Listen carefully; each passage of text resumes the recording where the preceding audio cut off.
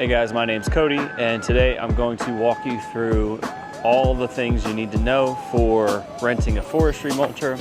I recently rented a forestry mulcher for a 5-day period from a local rental company, and I did a lot of research before I rented one just because I wasn't really sure what to expect with everything. But here's some of the results of what we did. I'll show you the before and after, and then I'm actually gonna go inside because it's about to downpour, but I'm gonna try and get some B-roll for it.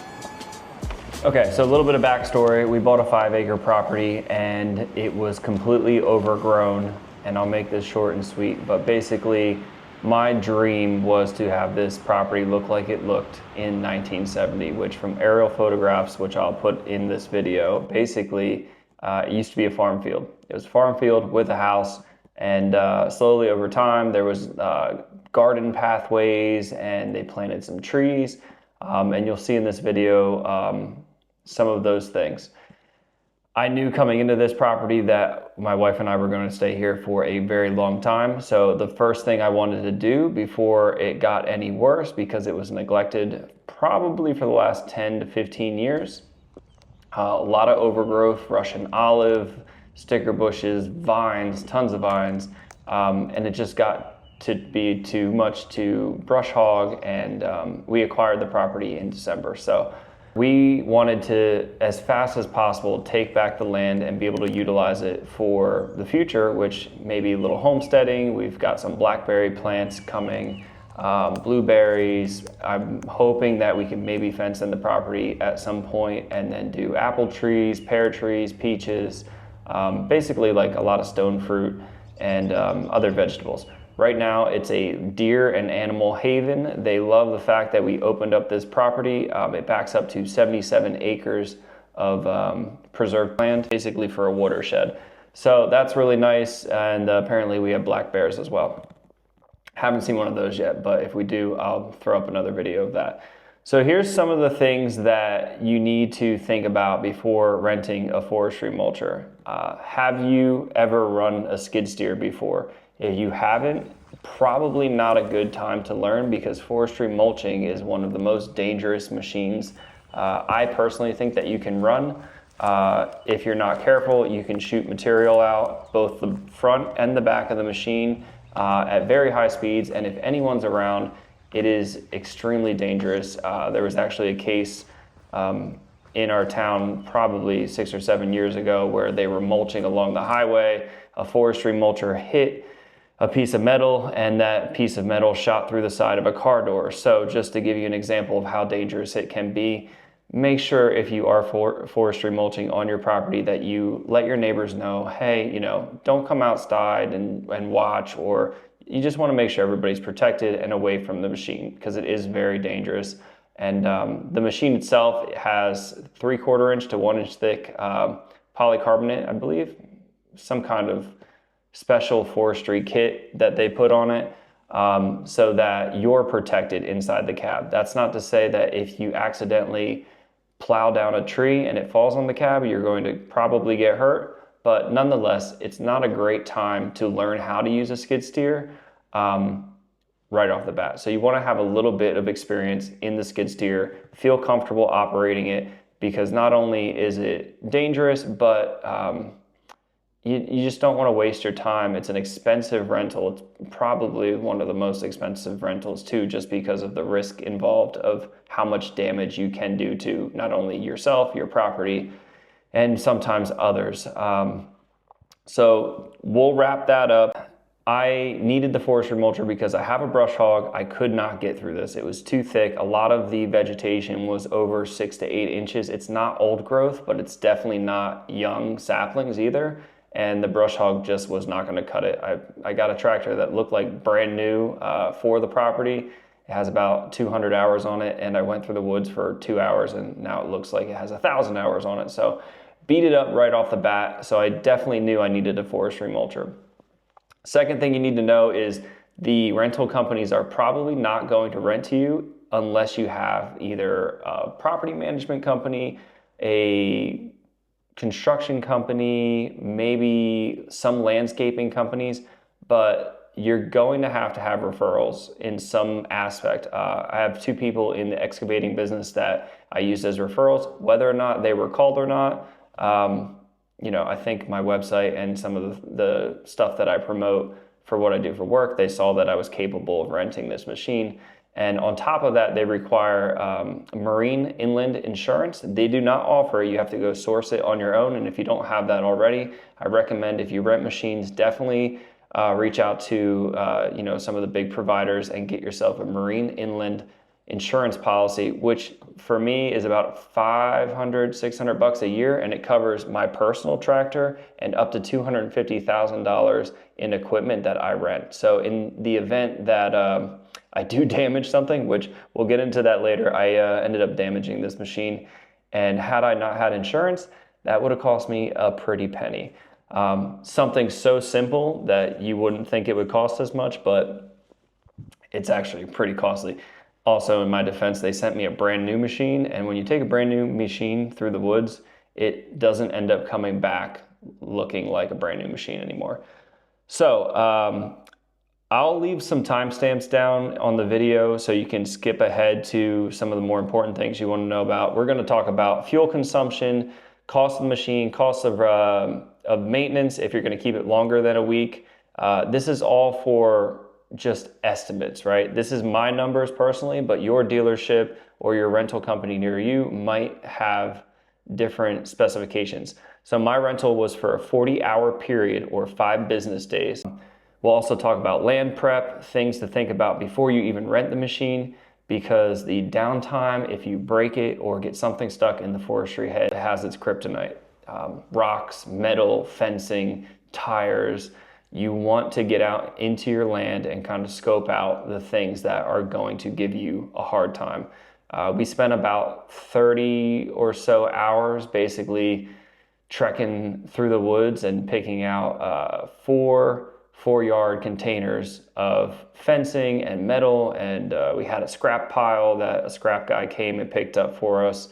There's still a little bit of fencing left in the woods, but we pulled out a lot of garbage. Those are things that you just don't want to hit. The few pieces of fencing that I did hit did get kind of disintegrated, but had that been like a bundle or maybe even like a longer line of fencing, more than a couple of feet, it wouldn't have ended well. The one thing that gave me the biggest trouble was the vines. The vines were just so wet and I hate to use the word juicy, but juicy, and they did not want to mulch. So we pulled a lot of vines out from the trees with the little Kubota backhoe. Just cut them, pull them out, and get them on the ground before you bring the mulcher out, because they need to dry up. And if they're, we're coming into spring now, if they're starting to send that energy back up to the top of the vine, that vine's going to be super wet and full of life, and it just does not mulch. If anything, it just wraps up in that drum, and then you spend hours trying to pull that thing out. If you don't have another machine, it's a nightmare. You have to get in there with some loppers, clip it, and just work your way backwards. So a couple hours of downtime there. Basically, what is forestry mulching? Forestry mulching is basically a giant machine that runs through the woods. You already know this. Most of you would if you clicked on this video, at least, I think. But for those of you who don't know what forestry mulching is, it's brush hogging, but you can take down up to 8, maybe 10-inch trees, depending on the size of the equipment that you get. Some of them can take down full trees if you want, but it's just very time consuming to do that. I just wanted to take down everything that wasn't, a healthy living tree. So forestry mulching goes through the woods. It's a giant drum with a ton of teeth on it, and that drum is just going to eat up everything that is organic material. When you would use one and why? You can use one to clear your land, start over, deer trails, hunting trails, whatever you want to call them. I'm not a hunter, so I don't know much about that. Just anytime you want to take back your land, for me, it's a one and done type of thing. So I wanted to clear the land. Now that I've cleared it, the mulch is going to biodegrade and basically just turn back into healthy soil. Now, every couple of years, all I have to do is go out there and maintain. And that's something you can do with a brush hog. It's a much simpler, less aggressive way to take care of your land. The forestry mulching, yes, it's expensive up front, but for the long-term gain, I think it's so much more beneficial to just get it all done in one shot, spend the money, and you're good for the rest of your life as long as you maintain your land. Okay, so prepping before you rent the machine. I personally read a lot about downtime on Reddit and different forums of guys like taking out tires and drums and hitting rocks. And I'm definitely fortunate enough to not have a lot of rocks on my property. I do have a rock wall since it was an old farm field where I guess the farmers, they used to just create borders with the rocks that they picked out, right? These are massive rocks. I don't know how they lifted them in the 60s and the 70s. I guess they had some pretty nice equipment back then, but my little tractor's struggling to pick these things up. So anyway, my employee and I walked the property. We marked all the trees that I wanted to save personally, and it was a little hard because I've never seen my personal property in springtime or summer, so I didn't know what was alive and what's dead, but I went around and marked the trees that I definitely knew I wanted to keep, that weren't strangled by vines, and everything that was under 10 inches that was not viable and I didn't think was going to make it, we just got rid of that. So we marked the stuff that we wanted to keep, because once you get in that cab and you're going for like 2-3 hours at a time, you kind of lose your train of thought. You listen to this thing like beep, beep, beep, backing up the whole time, going forward. There were some mistakes. I might have took some trees out that I wanted to save, but end of the day, clipped them. It's better off. We can always plant more. Identifying rocks, stumps, structures, wet areas. You're taking a 16 to 18,000 pound machine into the woods. You do not want to get stuck in a swamp. You'll bury the machine. It's not a superhuman thing. You can't just go over whatever you want. It's very capable, but there's a certain amount of incline that it can handle. There's a certain amount of turning it can handle. If you turn on a rock, you're going to pop a track off and then your day's over. You're going to spend half the day trying to get that back on, or you're going to have to call the service company to have them come back out, which costs money to have them put the track back on. So be mindful of that. You definitely don't want to take it into any wet areas. I have one wet area on my property. It's been dry forever. On like the last 2 days, I thought I could go over there and it rained a little bit. And the minute I pulled in, I was like, nope, we're going in too deep. We started to sink the front end down, back it out, and we just didn't mulch that section. So it's fine. It's a little buffer zone between me and my neighbors that I didn't want to really mulch anyway. I wanted to get rid of all the sticker bushes. I've been beat up by these things since December, and I'm tired of getting whacked in the face. So we're getting there. Clear access paths for equipment. So I thought methodically about this. I didn't really need access paths because I was clearing all of my land. If you're only going to clear a section and you want to get to that section, kind of like create a plan of how you're going to get there. So this makes sense if you're like on a steep slope and there's only like one way to get up the steep slope. Maybe cut down some of the trees that are in your way so you have a nice wide path in case you need to get a truck or another piece of equipment up there to meet the skid steer. God forbid you pop a track in the woods, it's even worse. Okay, rental cost breakdown, the thing that everybody wants to know about. Okay, so now we're gonna go into the rental cost breakdown. So I rented a Kubota 97, which is the biggest Kubota they make, with a Bradco MM60 head. Now the MM60 head, I didn't really know what kind of forestry mulching head I was going to get. From my research, this has more teeth. It's about $2,000 to replace these teeth. They're double-sided, so you get about 100 hours, I'm told, if you don't hit a lot of rocks. You get 100 hours on both sides, but I used the machine for 22 hours. And by the end of the 22 hours, it felt like the teeth weren't as sharp as when they came. So I'm not sure if I've got used teeth prior from a different rental or if they gave me a brand new set. I'm pretty positive that they were lightly used prior to me using it. And I went through a lot of different hardwood trees as well, almost petrified I would call it. And by the end of the 22 hours of using the machine, it started to, it just seemed like it wasn't eating as much wood. So my rental cost with the Bradco head and the SLV 97 Kubota, I'm not good with numbers, guys. That's why I have to read my notes, was $3,200. And again, this was for a 40-hour period. You're allowed to put 40 hours on it. If you put more on it, then they're going to charge you. If you put less on it, this is just my rental company. Everybody could be different. So make sure you check how many hours you're going to get. They do a daily rate, but after 3 days, it turns into a week anyway. So you might as well just get it a week and give yourself more time. My fuel costs were $120 per day at $3.85 per gallon. So roughly 31 gallons per day. And I use the machine, I would say 4 to 5 hours of consistent runtime, like always like on. You have to have it idled all the way up for 4 to 5 hours.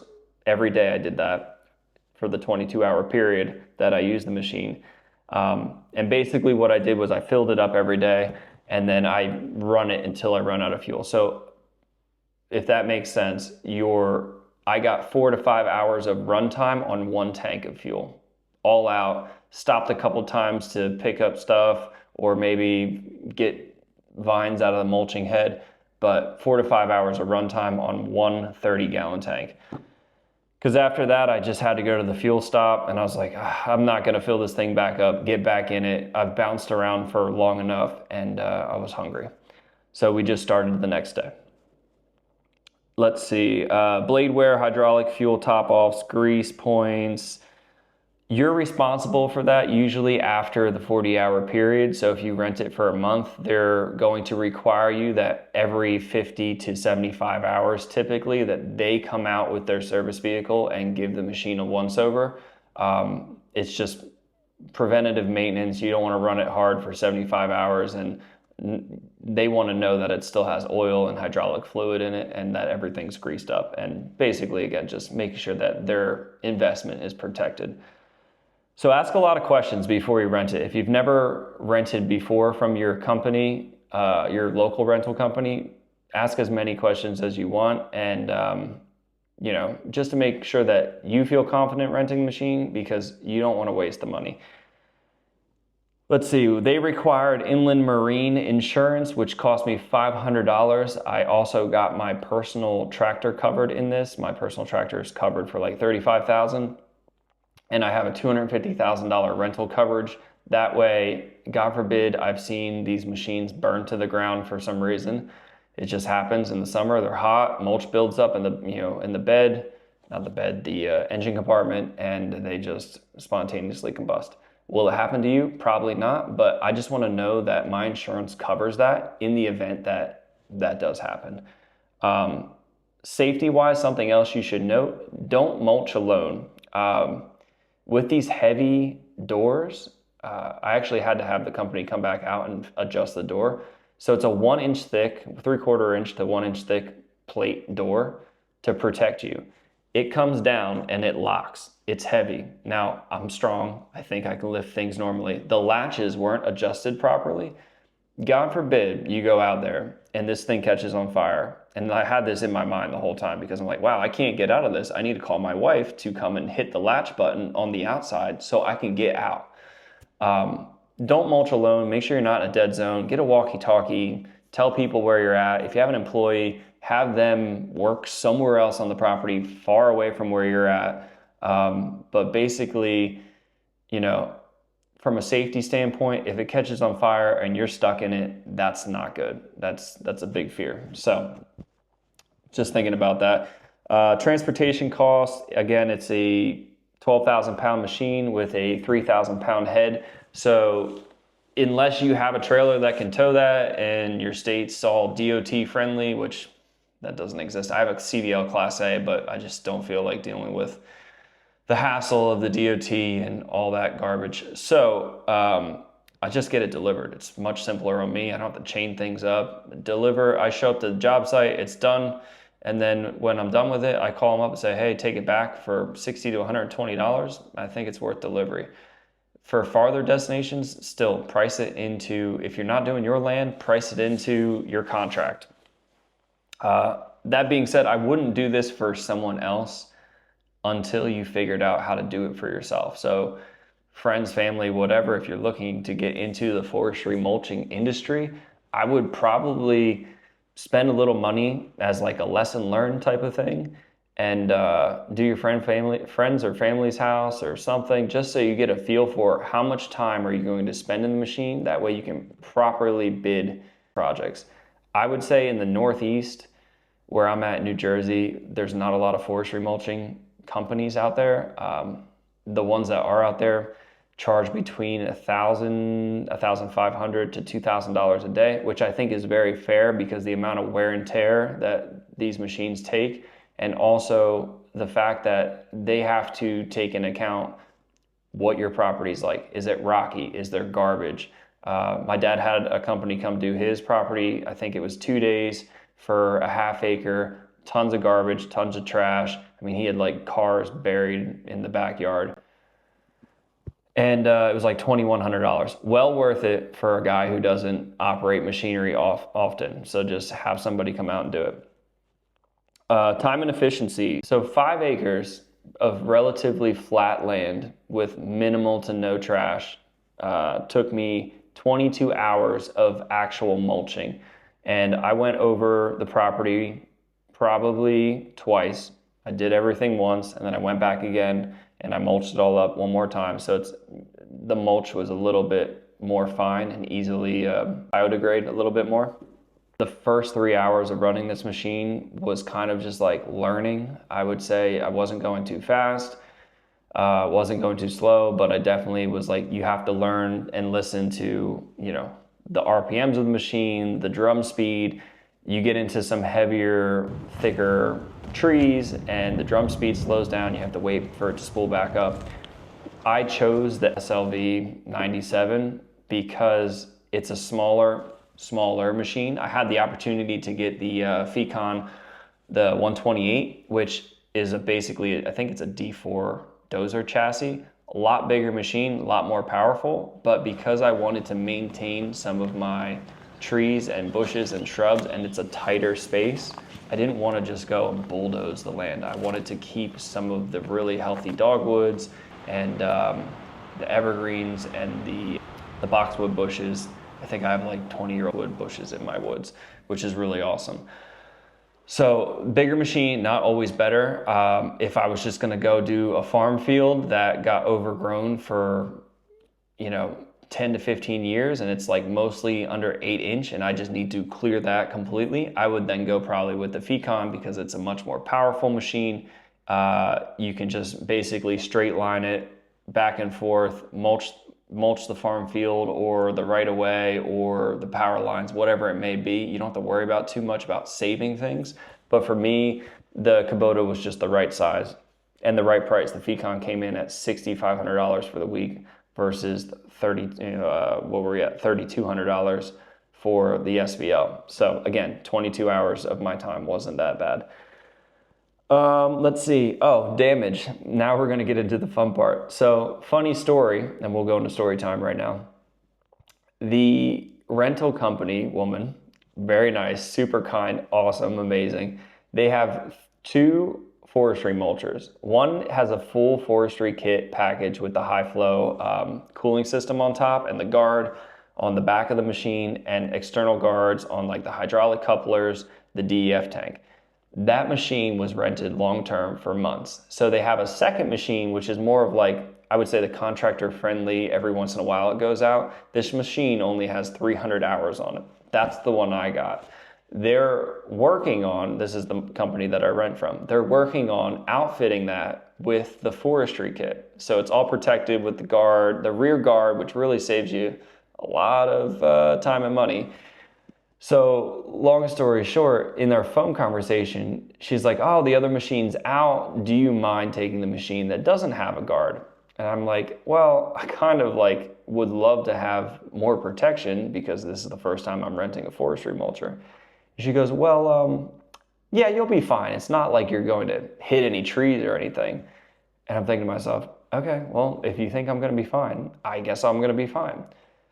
So I'm in the trenches of mulching probably, 3 hours into my day at this point on day 3. I'm getting a little too comfortable and cocky with it, I'm not gonna lie. Going back and forth, just like remulching the stuff that are already mulched. And I'm mindful, like there's a little tiny camera, backup camera on this thing. It's not big enough. I mean, they should at least give you like a 12-inch screen, not this little dinky, like smaller than my iPhone. I'm like squinting to try and see where I'm going in reverse.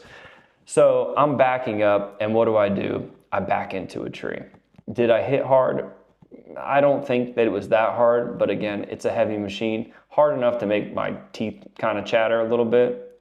In low speed, I was not flying. So anyway, I get out, I look, it scuffed up the back door.